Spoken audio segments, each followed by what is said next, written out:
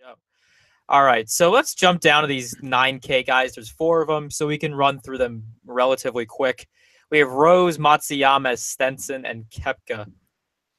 What?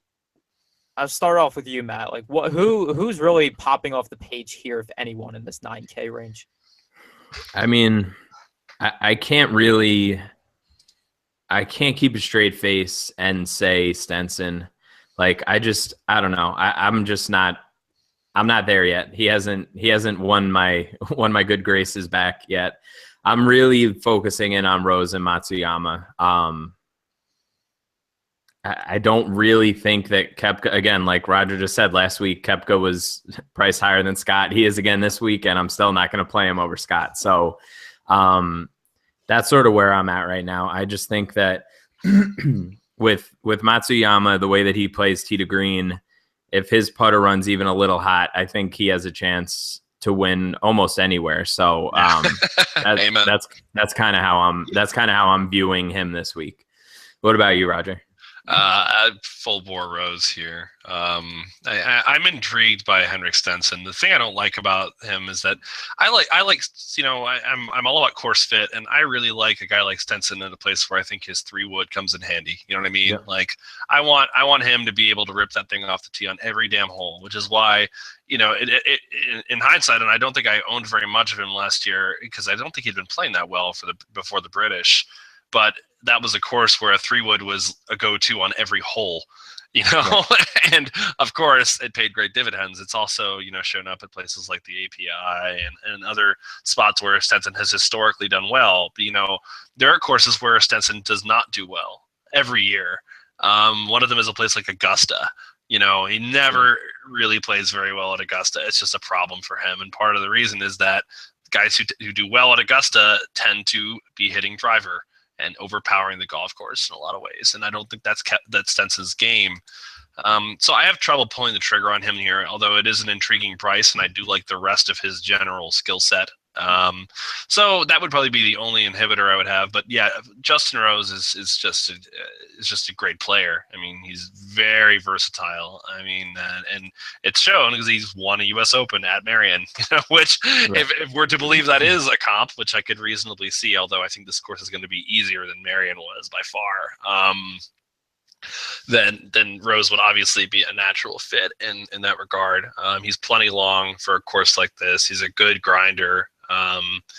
He's just the full package at a discount price. So I can't argue there. And I like your take on Matsuyama. He is, when he's playing effective golf, which for what it's worth, he's been not great since Phoenix. I mean, like he's been okay, but he hasn't been like the promised Hideki bot we all thought we were going to see after that, where he was like striping, 85-90% of greens, just destroying everything. He's been a lot shakier since then, which is not encouraging. I would have really expected a better performance out of him at Muirfield.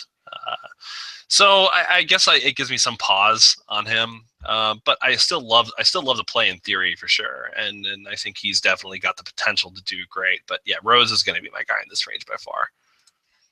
And that's certainly what the field is going to do as well, because he does have the most tags in this 9K range with 34 as of right now. Of course, we are recording on Tuesday night, so everything is subject to change, but as of right now, it's probably where the field is going to go. Any other takes? Any other takes here on this range, or can we move to the 8K guys? I have nothing else. I think we're good with. I just want to make sure I don't want to leave any opinion on hot takes. No. So, all right. So we'll jump to these 8K guys. We have Adam Scott, Brandon Grace, not Phil Mickelson. Paul Casey. Phil, if the weather's got to get some rain. Yeah, that weather delay happens. You never know. He could be on the Concorde. That is an interesting theory, though. Paul Casey, Justin Thomas, Bubba Watson, Jason Duffner, and Daniel Berger is who we have here.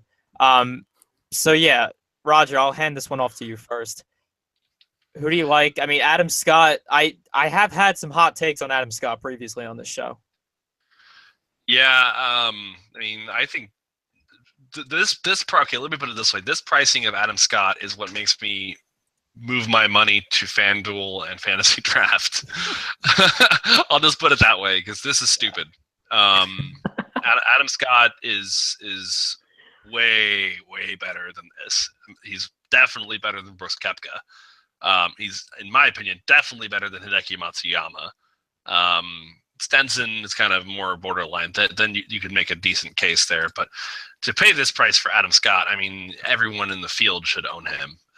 If you don't, then you're really overthinking it, and thank you very much for your money. I mean, I would say that there are very few universes where Adam Scott does not make the cut here at the very least. Not only is he long, obviously he's one of the best tee to green golfers in the game statistically, and just watch the fucking swing for God's sake. You've got bent grass greens that they're quick. They're supposed to be rolling about a 13, but from what I understand from a lot of the golfers here, I mean, you can make putts on these things. It's not going to be like the mayhem of the Piners number 2 or the cauliflower of Chambers Bay. I mean, you can actually drop putts, which is why they're saying it could actually get reasonably under par here, high single digits or whatever. And once you kind of take the bad putter out of the equation, I mean, Adam Scott becomes absolutely insanely good. I mean, he's the true alpha and omega of tee to green golf, not named DJ or John Rahm, I guess you could say at this point. So 8,800, I mean, Christ, lock him in. This whole range is actually pretty good.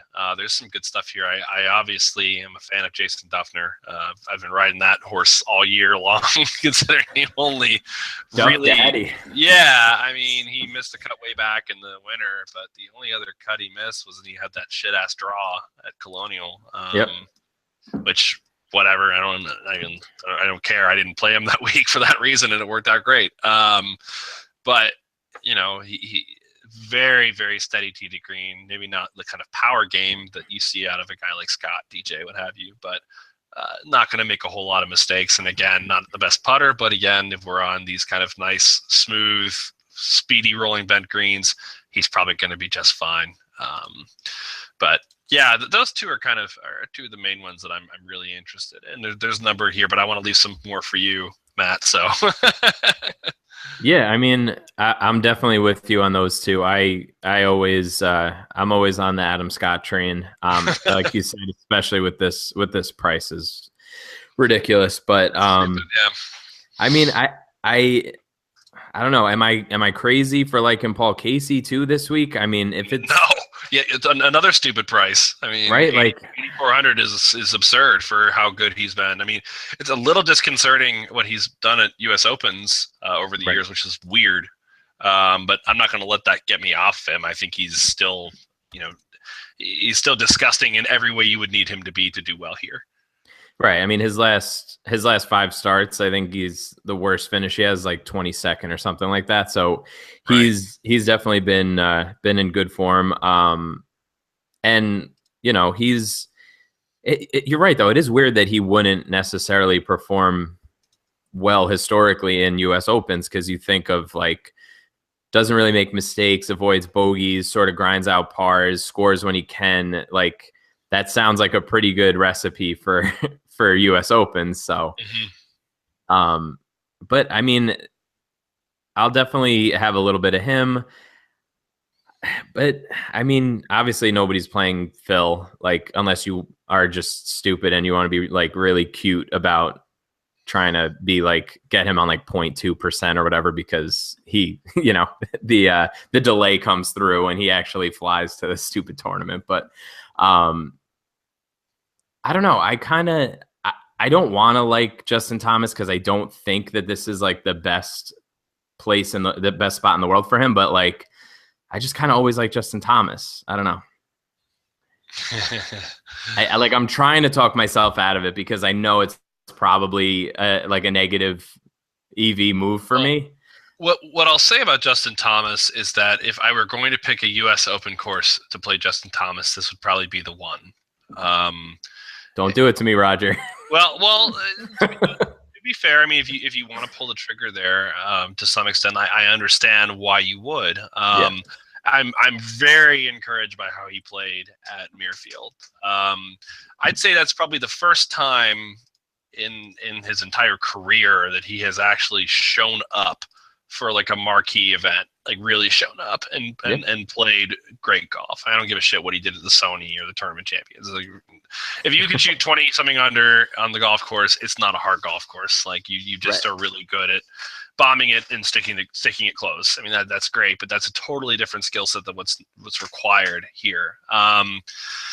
So, but if we are expecting reasonably decent scoring and, we need someone who's long and the fairways are wide, then, Justin Thomas does come to mind as someone who does have that ability. Now, if he gets off the greens, then it's a whole different ball game. I mean, those green complexes are not going to be kind to a guy like him. So I think this is a very high risk, maybe high reward play.